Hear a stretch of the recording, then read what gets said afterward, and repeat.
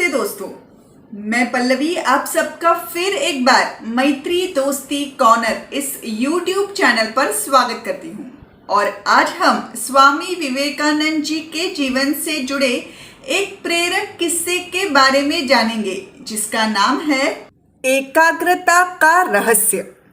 दोस्तों, स्वामी विवेकानंद जी और जर्मनी के विद्वान प्रोफेसर डायसन संस्कृत साहित्य पर चर्चा कर रहे थे। तभी किसी कारणवश प्रोफेसर साहब उठकर कमरे से बाहर चले गए।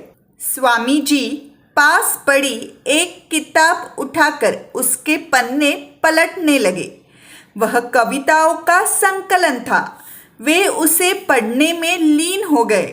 थोड़ी देर में प्रोफेसर डायसन अपना काम निपटाकर कमरे में लौट आए, लेकिन स्वामी जी पढ़ने में इतने लीन थे कि प्रोफेसर डायसन के लौटने का उन्हें पता ही नहीं चला।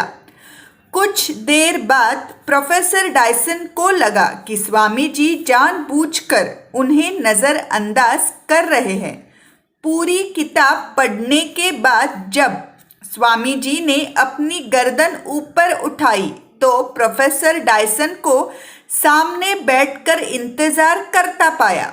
वे बोले, क्षमा कीजिएगा, मैं पढ़ रहा था, इसलिए आप कब आए इसका पता ही नहीं चला।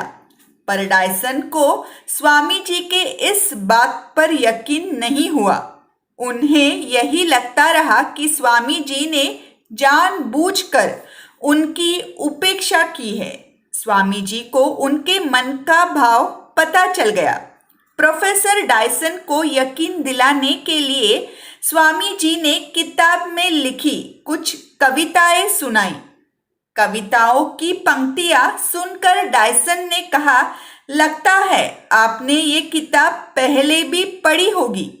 डायसन के इस तरह सोचने का कारण ये था कि 200 पन्ने वाली किताब कोई भी व्यक्ति इतने कम समय में नहीं पढ़ सकता, और कविताएं याद होना तो और भी मुश्किल है। प्रोफेसर डायसन की ये सोच सुन स्वामी जी बोले, जीवन में सबसे महत्वपूर्ण गुण है एकाग्रता, अर्थात कंसंट्रेशन। आप कार्य करने में जितना एकाग्र होंगे उतना ही आपका काम जल्द और यथार्थ यानी कि एक्यूरेट होगा। इसीलिए कम समय में पूरी किताब पढ़ना और उसमें लिखी कविताएं याद करने का रहस्य है एकाग्रता। तो दोस्तों, ये था स्वामी जी के जीवन से जुड़ा एक प्रेरक किस्सा। कैसा लगा ये वीडियो मुझे कमेंट्स करके ज़रूर बताएं। पसंद आया होगा तो इसे ज़रूर शेयर और लाइक करें, और मैत्री दोस्ती कॉर्नर ये चैनल ज़रूर सब्सक्राइब करें और हमारा मित्र परिवार बढ़ाएं।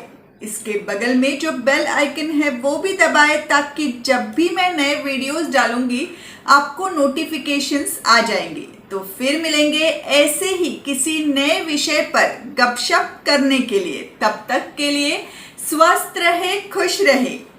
धन्यवाद।